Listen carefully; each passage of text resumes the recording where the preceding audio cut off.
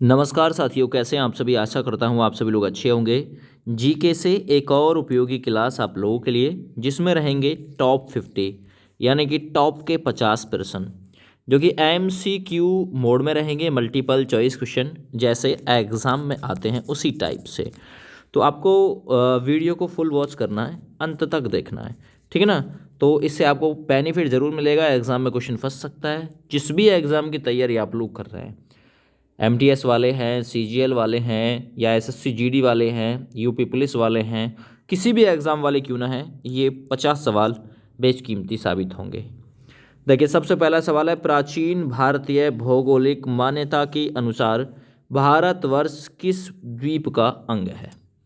तो किस द्वीप का अंग है, देखिए बताइए फटाफट से। 10 से 5 सेकंड का समय आप लोगों के लिए भी रहेगा, आंसर कर दीजिए आप भी। अगर मैं बात करूं पौराणिक भूगोल के अनुसार, जम्बू द्वीप भूलोक के सप्त महाद्वीपों में से एक है। याद रखो, तो ये किस द्वीप का अंग है, जम्बू द्वीप का। तो ऑप्शन यहाँ दोस्त आपका बी विकल्प बिल्कुल राइट हो जाएगा। क्लियर हुआ। चलिए मैं अगले सवाल पे बढ़ता हूँ। भारत में कितने राज्य समुद्री तट रेखा से लगे हुए हैं। भारत में इस समय बात करता हूँ राज्यों की, तो राज्य हैं यानी स्टेट हैं 28, और मैं बात करूँ यूनियन टेरिटरी यानी संघ शासित प्रदेश की, तो वो आपके हैं 8। इस प्रकार से। लेकिन अगर मैं बात करूँ यहाँ कितने राज्य समुद्री तट रेखा से लगे हैं, तो वो 9 राज्य हैं समुद्री तट रेखा से जो लगे हुए हैं। और पहले 5 केंद्र शासित प्रदेश थे जो समुद्री तट रेखा से लगते थे। लेकिन हुआ क्या, हुआ ये कि जो दादरा नगर हवेली है और दमन द्वीप है, इसे मिलाकर एक कर दिया गया, जिससे अब 4 हैं। 4 क्योंकि ये दोनों एक हो गए। इस प्रकार से तो वर्तमान में भारत में 9 राज्य व 5 केंद्र शासित प्रदेशों की सीमाएं समुद्री तट रेखा से लगती थी। लेकिन जब से ये काम किया गया है, दादरा नगर हवेली और दमन द्वीप को मिलाकर एक किया गया है, तो यूनियन टेरिटरी हो गई 4 और राज्य हो गए हैं आपके 9।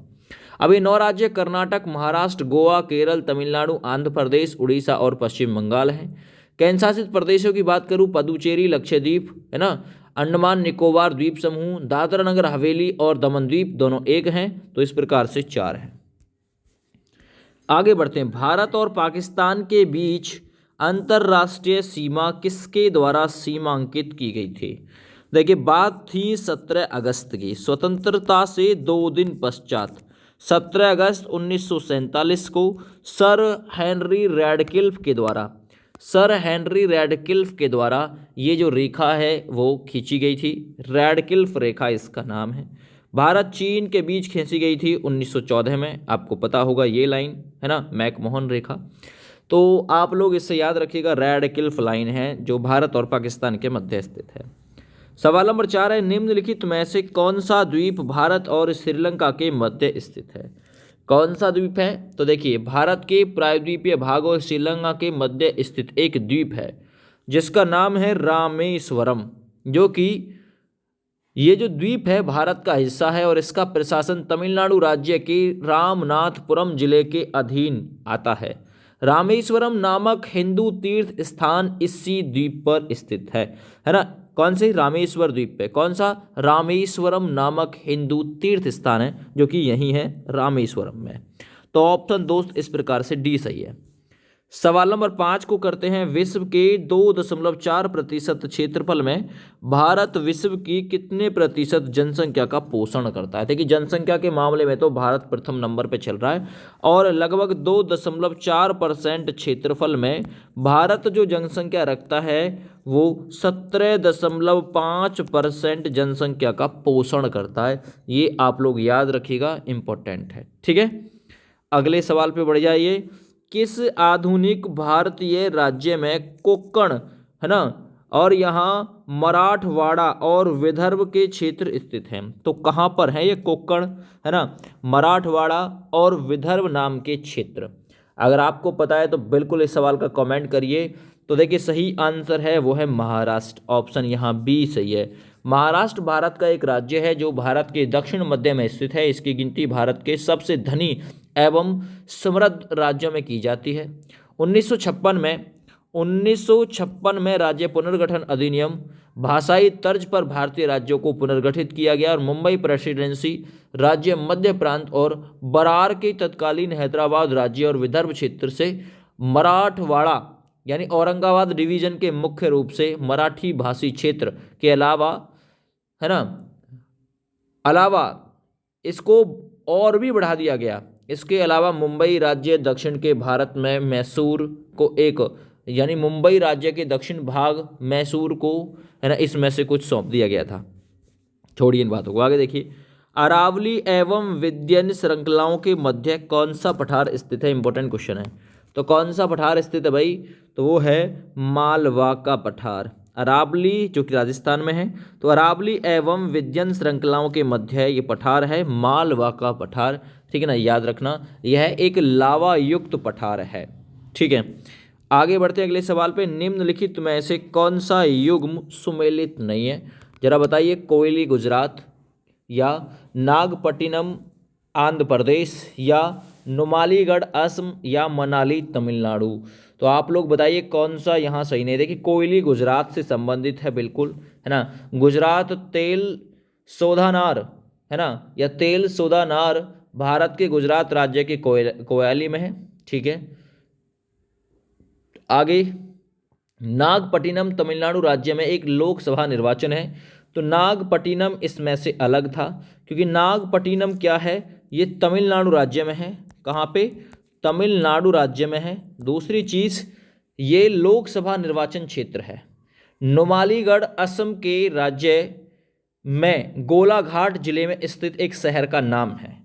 और मनाली एक औद्योगिक क्षेत्र है। ठीक है ना, मनाली एक औद्योगिक क्षेत्र है और चेन्नई में निर्गम क्षेत्र है। और भारतीय राज्य तमिलनाडु में तिरुवल्लूर जिले में स्थित है मनाली, याद रखना, है ना। मनाली कभी आप लोग उससे सोच जाओ हिमाचल प्रदेश की तरफ, ये यहाँ पर भी है मनाली।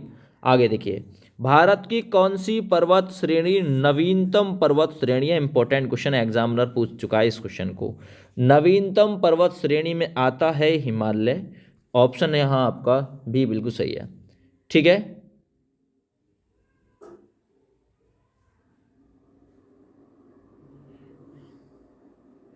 तो हिमालय भाई यहाँ आपका बिल्कुल राइट आंसर हो जाएगा। आगे बढ़ते हैं। कुल्लू घाटी निम्नलिखित पर्वत श्रेणियों के बीच स्थित है। कुल्लू घाटी किन किन? तो देखिए याद रखिएगा, धौलाधार तथा पीर पंजाल। धौलाधार तथा पीर पंजाल के मध्य अवस्थित है कुल्लू की घाटी। तो यहाँ ऑप्शन आप लोगों का ए बिल्कुल सही आंसर के रूप में चला जाएगा। चलिए अगले सवाल पे आ जाइए। छोटा नागपुर पठार की सबसे ऊंची चोटी का या पर्वत चोटी का नाम क्या है? जरा बताइए कौन सा है? छोटा नागपुर पठार की सबसे ऊंची पर्वत चोटी, ऑप्शन यहाँ जाएगा सी के साथ में पारसनाथ। पारसनाथ याद रखिएगा, ठीक है ना भैया। उच्चतम चोटी कितनी है? 1350 मीटर है, 1350 मीटर। यह जैन के लिए सबसे महत्वपूर्ण तीर्थ स्थल केंद्र में से एक है। याद रखना, ये चीज़ पूछी जा सकती है। आगे बढ़ते हैं अगले सवाल पे। नेक्स्ट, आर्यों ने भारत में किस दर्रे से होकर प्रवेश किया था? इंपॉर्टेंट क्वेश्चन है, आर्य कहाँ से आए थे? तो देखिए सही आंसर हो जाएगा ए ऑप्शन, खैबर दर्रा।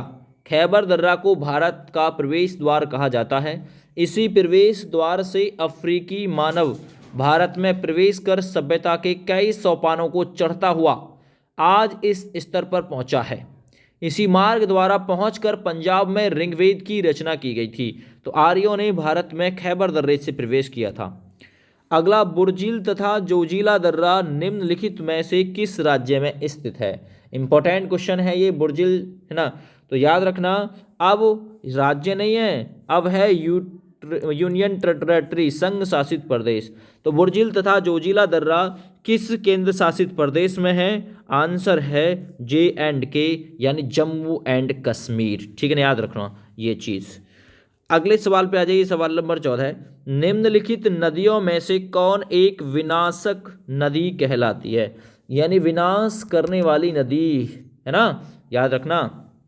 सही आंसर है कोसी नदी, है ना। कोसी नदी को विनाशक नदी कहा जाता है।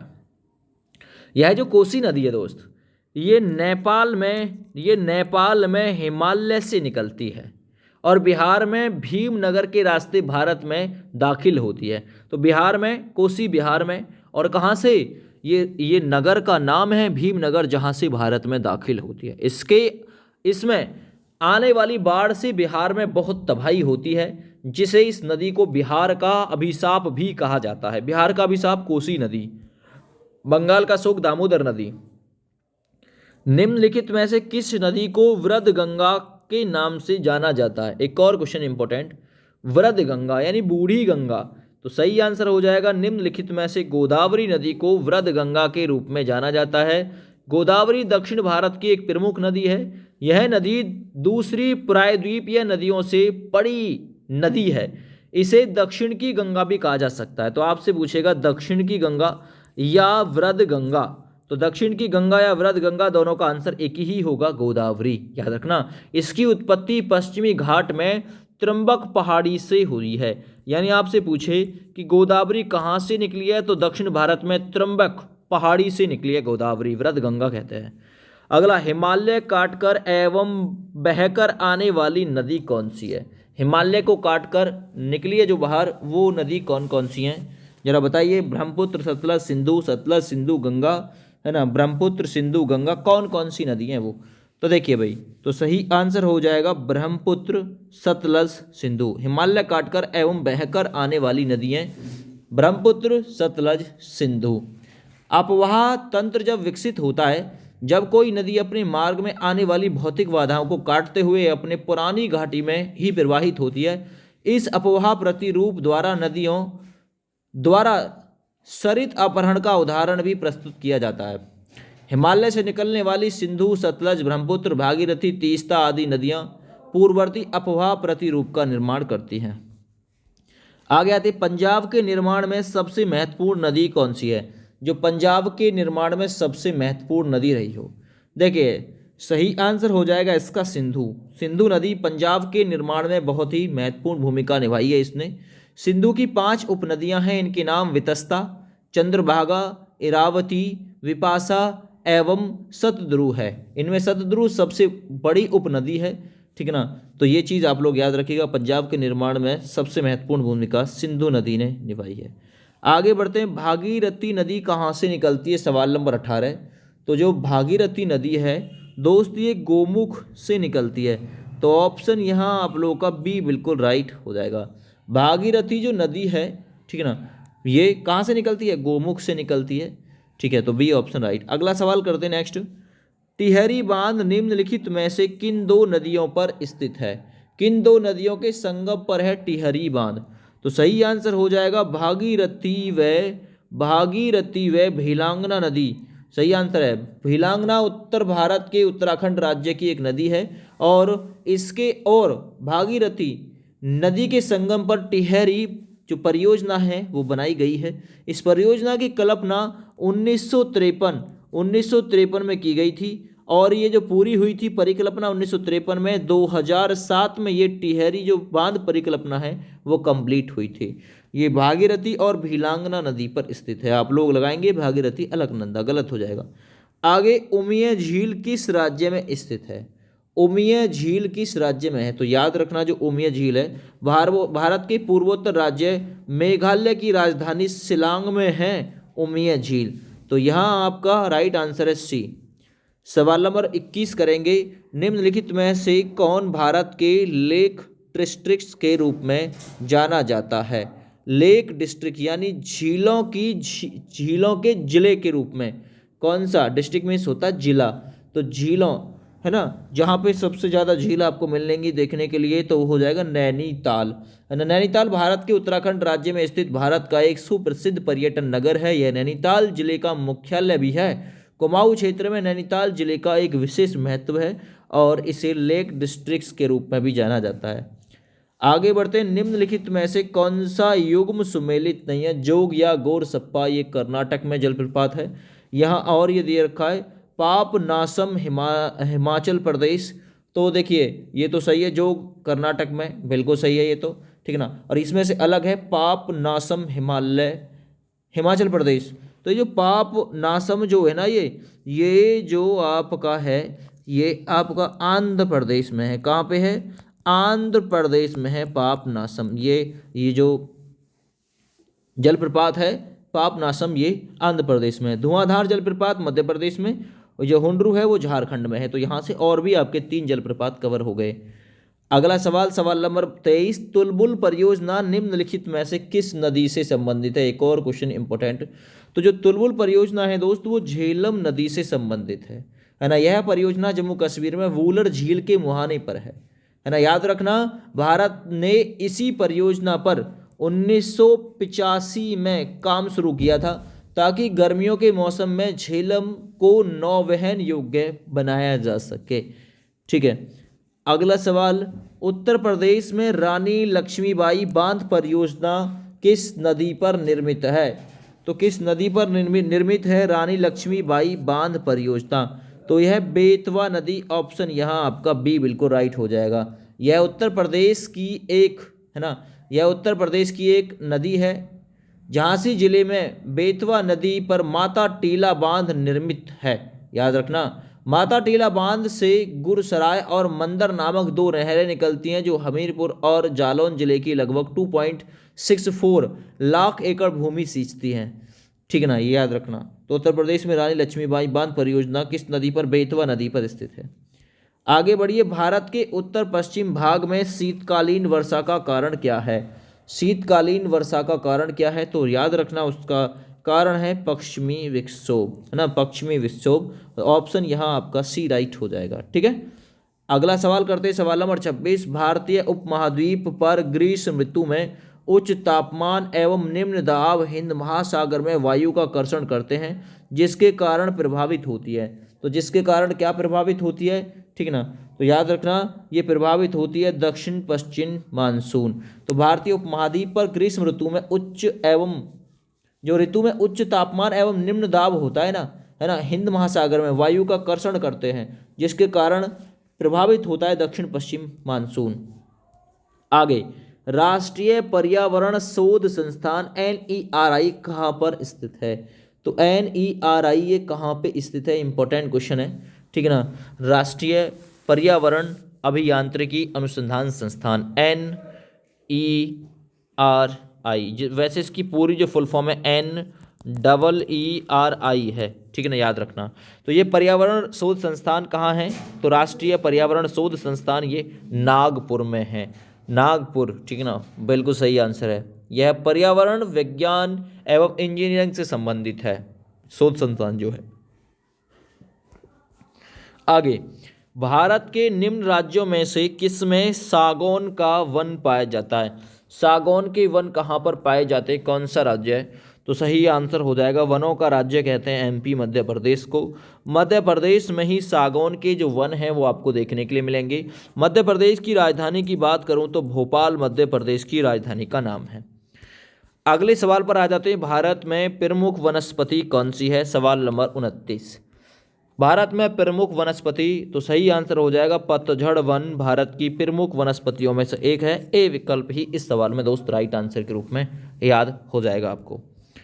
सवाल नंबर 30 करते हैं, जलोढ़ मिट्टी में जब बालू या रेत के कणों को चिल्का या चीका की मात्रा लगभग बराबर होती है तो उसे क्या नाम दिया जाता है ना। याद रखना, जलोढ़ मिट्टी में जब बालू के कणों और चीका की मात्रा लगभग बराबर होती है तो उसे क्या नाम दिया जाता है? तो याद रखना दोस्त, उसमें दोमट नाम दिया जाता है। उस समय उसे दोमट नाम दिया जाता है। ठीक है ना।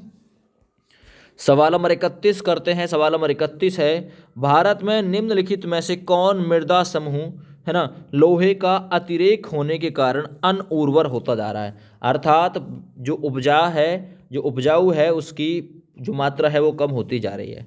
तो याद रखना वो है laterite. Option number D. Laterite स्थानबद्ध मिट्टी है जो भारत में लगभग 1.26 लाख वर्ग किलोमीटर में विस्तृत है। इस मिट्टी का निर्माण आर्द्र अर्थात नमी एवं शुष्क मौसम के क्रमिक परिवर्तन के कारण, है ना, कौन सी प्रक्रिया है? वो है निश्चालन प्रक्रिया। इस प्रक्रिया के द्वारा हुआ है और ये अनउर्वर होती जा रही है ना, लोहे का अतिरेक होने के कारण, बढ़ाव होने के कारण। आगे, भारत का सबसे बड़ा चावल उत्पादक राज्य कौन सा है? चावल उत्पादक राज्य, वर्तमान आंकड़े आप लोग चेक कर लेना। सही आंसर है इसमें पश्चिम बंगाल, बी विकल्प। ठीक है ना। तो पश्चिम बंगाल भारत में चावल का उत्पादक राज्य है। इसके बाद उत्तर प्रदेश, आंध्र प्रदेश और पंजाब इत्यादि आते हैं। धान का कटोरा छत्तीसगढ़। नारियल उत्पादन में भारत का विश्व में कौन सा स्थान है? नारियल के उत्पादन में भारत जो है वो तीसरे स्थान पर आता है, ठीक है ना, तीसरे स्थान पे। सही आंसर है इसका 33। गुलाबी क्रांति अर्थात पिंक रेवोल्यूशन किससे संबंधित है? गुलाबी क्रांति किससे? तो सही आंसर है झींगा मछली उत्पादन से। तो बी विकल्प इस सवाल में दोस्त बिल्कुल राइट हो जाएगा, है ना। गुलाबी क्रांति प्याज और झींगा मछली के उत्पादन से संबंधित है। आगे बढ़ते हैं। जूट सबसे अधिक कहाँ पर होता है? तो जूट जो होता है बंगाल का डेजर्ट इलाका है या फिर डेल्टाई इलाका है, वहाँ पर सबसे ज़्यादा जूट आपको देखने के लिए मिलेगा। 75% के आसपास जूट पैदा होता है देश का वहीं पे। आगे बढ़ते हैं। IR-20 किस चीज़ की अधिक पैदावार होने वाली किस्म है? IR-20 ये किस चीज़ की किस्म है? तो सही आंसर है ये चावल की किस्म है। IR-20 इंपॉर्टेंट है। धान के बीज को चावल कहते हैं। यह धान के ऊपर का छिलका हटाने से प्राप्त होता है। चावल संपूर्ण पूर्वी जगत में प्रमुख रूप से खाए जाने वाला अनाज है। भारत में भात, खिचड़ी सहित काफ़ी सारे पकवान चावल से बनते हैं। तो RI-20 ये चावल की एक किस्म है। आगे बढ़िए। निम्नलिखित राज्यों में से किस राज्य को जैविक खेती करने वाली जैविक खेती करने वाला प्रथम राज्य घोषित किया गया? तो किस राज्य को घोषित किया गया था? वो राज्य है सिक्किम, जिसे जैविक खेती घोषित करने वाला एक राज्य घोषित किया गया था। देखिए, सोयाबीन एक फसल है। यह दलहन के बजाय तिलहन की फसल मानी जाती है। सोयाबीन दलहन की एक प्रमुख फसल है ना, जिसमें शाकाहारी मनुष्य इसका सेवन करते हैं, ठीक ना। तो शाकाहारी जो मनुष्य होते हैं इनको मांस भी इसी को कहा जाता है, सोयाबीन को। तो याद रखना, सोयाबीन कहाँ पे? मध्य प्रदेश में आपको सबसे ज़्यादा देखने को मिलेगी और इसमें 42% आपको प्रोटीन देखने के लिए मिलेगा। ये क्वेश्चन थोड़ा सा इंपॉर्टेंट था, इसलिए मैंने आपको बता दिया है। मध्य प्रदेश में आपको मिलेगा। निम्नलिखित में से किस स्थान पर विद्युत जल शक्ति पैदा की जाती है? विद्युत जल शक्ति कहाँ पे पैदा की जाती है? तो मैट्टूर बांध भारत में कावेरी नदी पे है। कावेरी नदी पे मैट्टूर बांध है। ये मैट्टूर बांध 1934 में बनाया गया था। कावेरी नदी पर मैट्टूर बांध, यह एक विशाल बांध है। यह कावेरी नदी के एक गॉर्ज पर बना हुआ है। जब कावेरी नदी मैदान में उतरती है तो यह बांध मैट्टूर जल विद्युत परियोजना का एक अंग कहलाता है। तो याद रखना जो लाइन मैंने बोली है, ठीक है ना। चलो अगले सवाल पे आ जाते हैं। सवाल नंबर 39। भारतीय खनिज पदार्थों का भंडार गृह किसे कहा जाता है? भारतीय खनिज पदार्थों का भंडार गृह, तो याद रखना छोटा नागपुर पठार को भारतीय खनिज पदार्थों का भंडार गृह कहा जाता है, ठीक है। याद रखना ये चीज़। छोटा नागपुर पठार पूर्वी भारत में स्थित एक पठार है। झारखंड राज्य का अधिकतर हिस्सा एवं उड़ीसा, पश्चिम बंगाल, बिहार एवं छत्तीसगढ़ के कुछ भाग इस पठार में आते हैं। इसके पूर्व में सिंधु गंगा का मैदान और दक्षिण में महानदी है। इसका कुल क्षेत्रफल जो है लगभग 65,000 वर्ग किलोमीटर के आसपास है। आगे बढ़िए। कोलार स्वर्ण जो खदान है, अर्थात कोलार जो सोने की खान है, निम्नलिखित में से किस राज्य में है ये सोने की खान? तो याद रखो, कोलार जो सोने की खान है वो कर्नाटक राज्य में स्थित है। कर्नाटक की राजधानी बेंगलोर है और वर्तमान बेंगलुरु से लगभग 50 किलोमीटर दूर स्थित कोलार स्वर्ण क्षेत्र, जिसे कोलार गोल्ड फील्ड KGF, संभवतः भारत में प्राचीनतम स्वर्ण भंडार है। ऐतिहासिक उल्लेख बताते हैं कि यहाँ प्रथम शताब्दी ईसा पूर्व से ही अलग अलग समय में स्वर्ण की खुदाई होती रही है, जिसमें से 900 ईस्वी से लगभग 1000 ईस्वी के बीच चोल साम्राज्य और 16वीं सदी में विजयनगर साम्राज्य से लेकर 18वीं सदी के उत्तरार्ध में मैसूर के राजा टीपू सुल्तान के काल तक की अवधि सम्मिलित है। सदियों तक KGF दक्षिण भारत के शासकों को भारी मात्रा में धन की जो प्राप्ति है यहाँ से होती रही है ना। 40 सवाल हो गए। 41वां नंबर क्वेश्चन देखिए। 41वां नंबर क्वेश्चन है, काई कालूर खनिज तेल क्षेत्र किस नदी घाटी में स्थित है? काई कालूर खनिज तेल क्षेत्र इंपॉर्टेंट क्वेश्चन बनेगा। तो ये कृष्णा नदी और गोदावरी नदी पर है काई कालूर खनिज तेल क्षेत्र। ए विकल्प दोस्त बिल्कुल इसका राइट हो जाएगा। चलिए सवाल नंबर 42 करते हैं। कोयला के 3 अग्रगण्य उत्पादक अवरोही क्रम अर्थात घटते क्रम में कौन सा है? सबसे पहले उड़ीसा, फिर छत्तीसगढ़ और फिर आएगा झारखंड। तो ऑप्शन यहाँ आपका सी बिल्कुल राइट हो जाएगा। आगे बढ़ते नेक्स्ट क्वेश्चन की तरफ।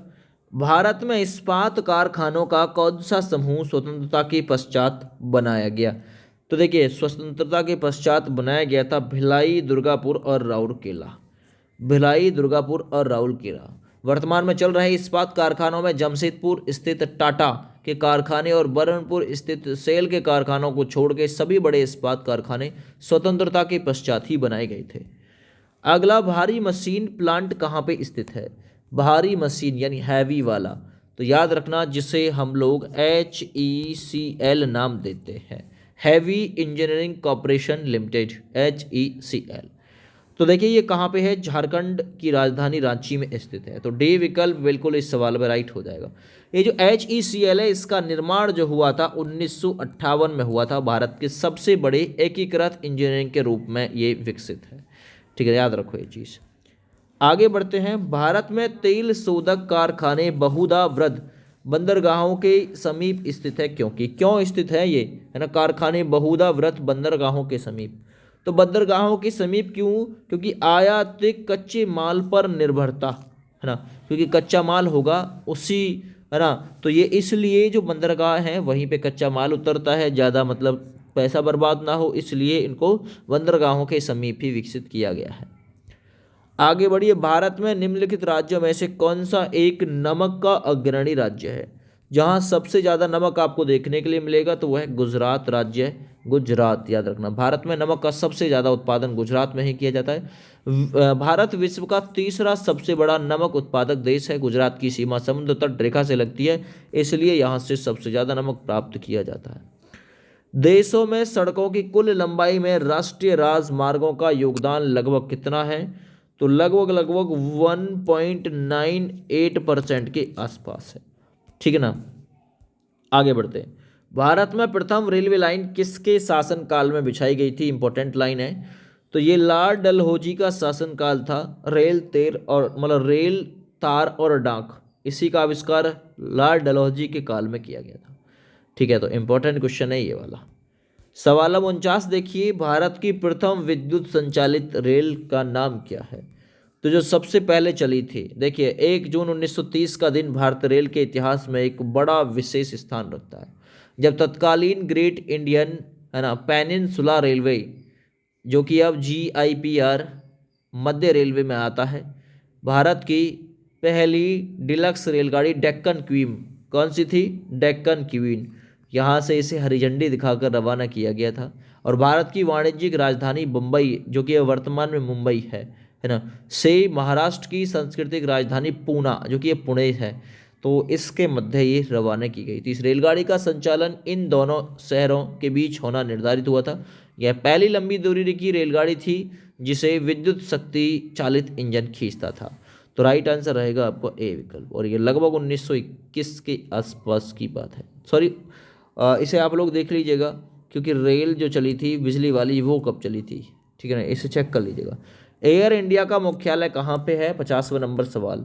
तो जो एयर इंडिया का मुख्यालय दोस्त वो है मुंबई, है ना। एयर इंडिया भारत का या भारत की ध्वजवाहक विमान सेवा है। यह भारत सरकार की चलाई हुई 2 विमानन सेवाओं में से एक है। दूसरी इंडियन, है ना, दूसरी है इंडियन एयरलाइंस, जिसका एयर इंडिया में विलय हो चुका है। एयर इंडिया का कार्यवाहक केंद्र मुंबई का छत्रपति शिवाजी अंतर्राष्ट्रीय हवाई अड्डा है।